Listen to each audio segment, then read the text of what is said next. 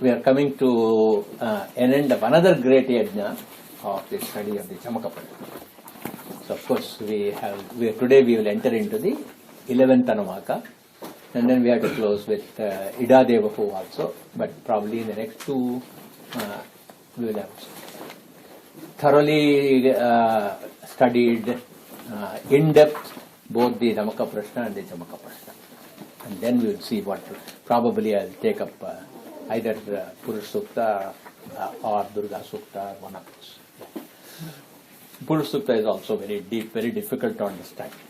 It's known by everybody, but hardly anybody knows it. So 11th Anuvaka will chant.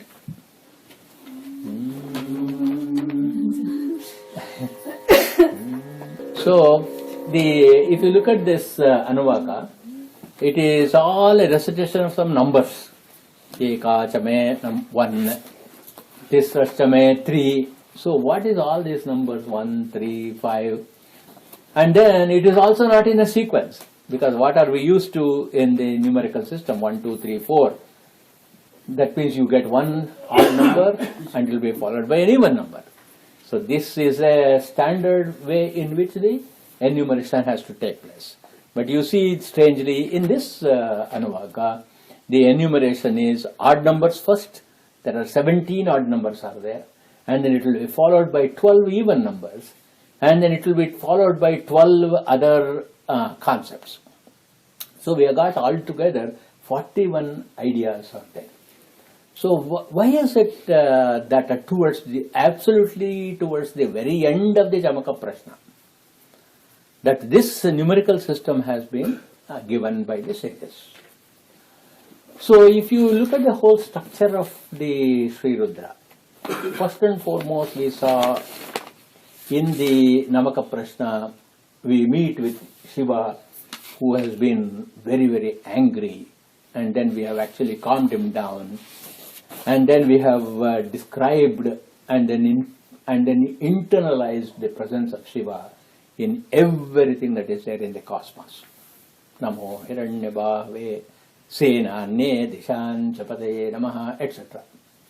So then we said, okay, now that you are pleased with us, we want to worship you, and we want the whole world to worship you. We want you to worship you not for 1 day or 2 days, throughout our lives. Not just once in a day throughout our lives, but constantly every minute. So if I have to be all the time in a worshipful mood, you cannot isolate the anthropomorphic Shiva from the world. So we have got to see Shiva in the world. And not only we have to see the Shiva in the world, who is known as the Vyashti Swarupa Shiva, and we have also to see him within ourselves, called Samashti Swarupa. So you remember in the last class I said that the meditation is first and foremost you dissolve the individual Vyashti Swarupa into the universal Samashti Swarupa. And conversely, the universal Samashti Swarupa also has to be completely merged into the individual Vyashti Swarupa. So in this Anuvaka, you also get a hint of how the presence of the universe is in microcosm also. And this is also very important because we saw the dictum Na Rudro Rudramachayet, that is, without yourself becoming Shiva, you cannot worship Shiva. So you have to become the world, because the world is Shiva, universe is Shiva, and you have to bring the universe into yourself because you are also Shiva. Then only everything becomes Sarvam Shivamayam. Both at the Vyashti level and at the Samashti level, everything becomes Shiva. So how does this reduction of the universal into the individual happens, and vice versa, is the aspect of contemplation in this Anuvaka. Very interestingly, this is all numbers. So numbers are used for counting. And the process of counting is called as enumeration. And enumeration is another term for Sankhya. Samkhya in Sanskrit means number. Samkhya means enumeration for a specific purpose. So you will see the nucleus of the Sankhya Shastra, one of the Vedangas, one of the darshanas, Shat darshanas, that Sankhya darshana nucleus you see in this Anuvaka. But there are some interesting variants here. So look at the Sankhya philosophy, which is itself a philosophy of enumeration, and that talks about a duality. It talks about the existence of the spirit called Purusha, which energizes the Prakriti, and this dual Purusha and Prakriti together create the world of both macrocosmic proportion and the microcosmic proportion. But the like in Vedanta, Vedanta says that everything is only one, and that is Brahman. And Brahman is Ekam, is one singularity. And this singularity is also a neuter gender, because grammar is a very, very integral part of philosophy in Sanskrit wisdom.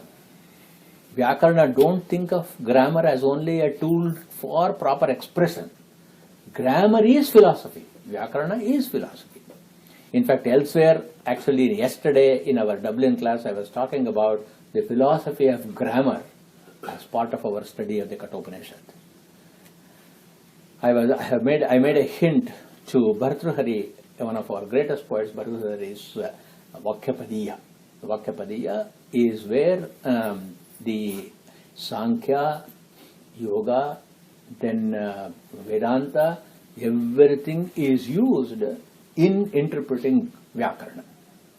So Vyakarna is also, you might have noticed in my studies of Rudra, many times I have used Vyakarna, both in terms of etymology or in terms of formation. I have also asked the question why this particular word has been used here. All those things are also philosophy of grammar. So look at the philosophy of grammar inherent in the very first word, Eka Chame. The word Eka is feminine gender. So why is it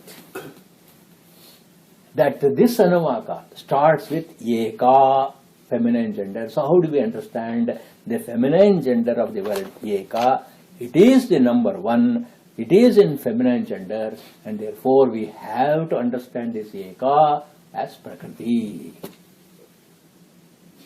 So this Prakriti is the primeval matter, which also is called as Lakshmi in religion. This Prakriti is this primeval matter. Every following number, Tisrashchame, Panchachame, Saptachame, Shodashachame, everything is an enumeration of the entities which are derivatives of this one. Alright. So we have to draw some general principles in the method of study of this Anuvaka. So let us look at what are the general principles to be followed. Number one, each number must be seen as a set of related principles. So when you look at Ekam or Eka in this situation, which is the feminine gender, Prakriti, that means Prakriti and Eka are inseparably one. How? Because they are interrelated. So in interrelation, what happens? If you take away the definition of the object doesn't remain there anymore. Example. If you take away the man in man, there is no man. Isn't it? And similarly, if you take away the eka in Prakriti, there is no Prakriti at all. And therefore, first and foremost, you have to see that eka is not a name only. Because in certain circumstances, name can be different from the object. Because in the way in which we define an object, we can use different names. But in this Anuvaka, name is inseparable from the entity itself. First principle. Second principle. There is this Vastu, and this Vastu by itself cannot function. And this Vastu has to be energized by a respective Devata. So let's go to Eka. Eka is Prakriti. This Prakriti has no existence unless there is a Lakshmi in it. So therefore, each of these numbers not only defines the entity called Vastu, but also it represents the energizing Devata. 2, 3. Now Vastu is there. If in a Vastu there is a Devata, what is the relationship between the Vastu and the Devata? The Vastu is the Devata Sthana. That means it is a locus for the Devata to be invoked and embedded. So that means as soon as you say Eka, you are doing the Avahana of Prakriti into one. Can you see how much is there? That's why it sometimes pains me when people simply sit and shout at the top of their voice. Usually when they come to this Savanavaka, they raise their voice to a high pitch and simply scream. They chant fast too. And fast too. Enduku? That means they are not actually internalizing the extraordinary depth of that. I would become silent once you hear the meaning of this. I would not even open my mouth. So Ekajam. So there is Vastu. This Vastu is energized by a particular Devata.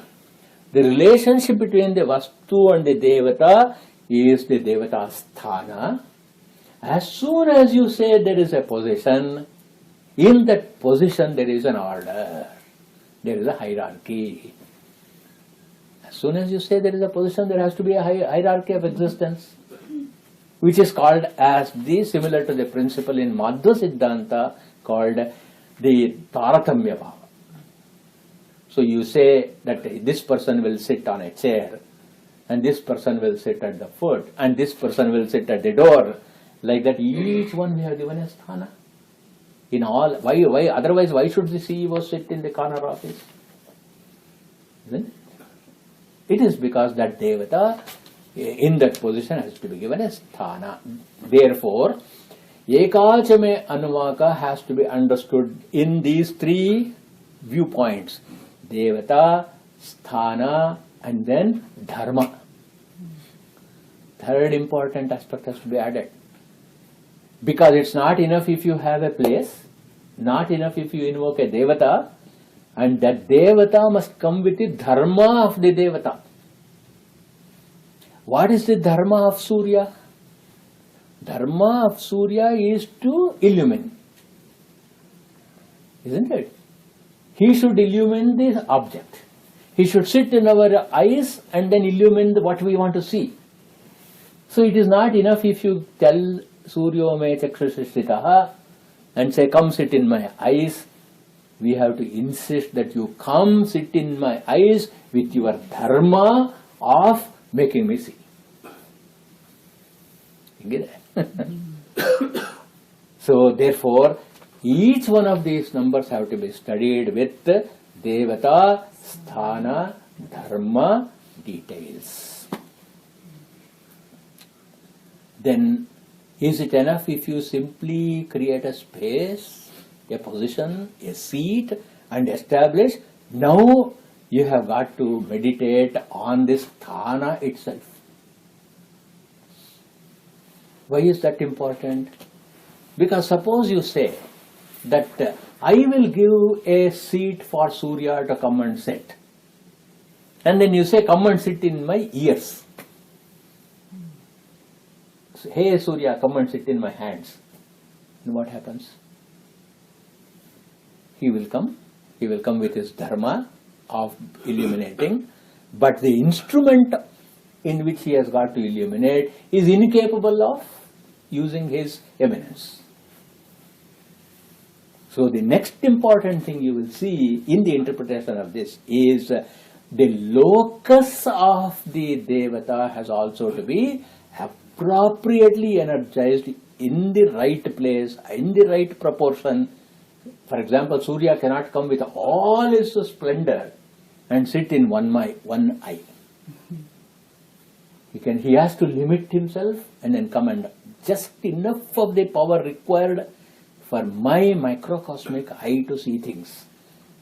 And he must come with that dharma of being able to limit himself. So look at the demand. And then, what is the purpose for which I am invoking these devatas into these sthanas with their dharmas? It is because I want to satisfy a certain desire. And therefore the purpose of this sthana is called the kama sthana. That means I have got a desire relating to this position, and therefore I am invoking this deity to come with this limited power, with this dharma of this devata, and in this order of the location of that. Therefore, for example, I have a desire to see, and therefore I am going to create a sthana called chakshu, seeing, an instrument to see. In this instrument to see, I want this particular devata called Surya who can illuminate to come and sit. Now you see, all this is required, and all this should go through your mind. When you are doing the Lagunyasa and say, Suryo me chakshushishritaha, as soon as you chant that mantra, this much awareness must come into your heart. Then only Shiva will come and sit. Otherwise it's half-hearted. Whenever possible you come to our house. How is that? Whenever you can, you come to our house. Who will come? You got to say that on this day, at this place, at this hour, I want you to please come to our house. Like that we have got to ask Surya me chakshushishritaha. Otherwise he won't come. And then, see, this is the reason why all our prayers are not answered. So then, now this whole anuvaka, for what purpose? For the sake of yajna only, isn't it? So now the next important point for which you invoke all these deities is, I want you to come here. I have a desire to see, hey Surya, and for what purpose? I am going to use my sense of seeing, my sight, only for the sake of yajna. So yajnarthat karmanaha anyatra. What happens? Gita Acharya has already said, anyatra karma bandhana. Otherwise we will get tied down by our karmas. Yajnarthat karmana. So for the sake of yajna, so the kama to see is for the sake of yajna. And therefore what do? You take this ability to see, and all the forms you see, the desire of sight becomes the arjya or the havis. And therefore, every element, every aspect in the creation I see is a yajna into the cosmos. So do I see you? Then I see Shiva in you. My seeing you is a havis to Shiva. Kama ajyam. We saw that in the, remember where? We saw that in the Mahanarayana Upanishad. So kama ajyam. That means every desire to see, desire to touch, desire to hear. Every one of those desires become a havis for in the worship of Ishvara. So thus, what happens to the meditator? Can you see the development, how it is happening? What happens to the meditator is that organ or vastu, that vastu, in that sthana, with that dharma, which energizes the desire and becomes a havis to be offered to the devata. By offering the havis to the devata, the meditator gets the sayujya or the merger with that respective devata. So we say we have got to have sayujya with a particular devata, means this is the process. So in this process you will get this sayujya. So you will see Eka, 3, 1, 3, 5, all these things we are going to see, and for all of them we are going to give a sthana, we are going to bring the devata, we are going to bring them with a dharma, and it will be translated into the expression of this kama or desire. That expression of the kama desire becomes a havis, and by becoming havis, that particular kama along with that sense, along with that indriya, will get sayujya with the devata of that indriya. So what happens if all the indriyas are covered? Each or one of the indriyas you give a position for a different devata, and ultimately a sayujya with all the devasa, then a person becomes sampurna kamaha. That means all your desires have been completely used up. And therefore a sampurna kamaha means apta kamaha. Apta kamaha means no desire is ever left, is ever residue. Or in other words, a person becomes akamaha, becomes desireless. Exactly what the Buddha was ultimately saying, that if you don't have desire, then in that case you have no dukkha. But here look at the Vedic wisdom. What it says is everything is my desire. It is not absence of desire. It is not selective desire. It's only selective desire that gives dukkha. Isn't it? If you have desire for the everything in the creation, at that point of time, everything is yours. And why is everything yours? So that you have already offered it as havis to Ishvara. And once you have offered havis to Ishvara and you have become merged with Ishvara, you have become paripurna kamaha. Lot of Purandara Kirtanas and all that are there, number of times calling Krishna or Vitala as paripurna kamaha. That paripurna kamaha you can become. Therefore, the Atman becomes sarva kamashraya.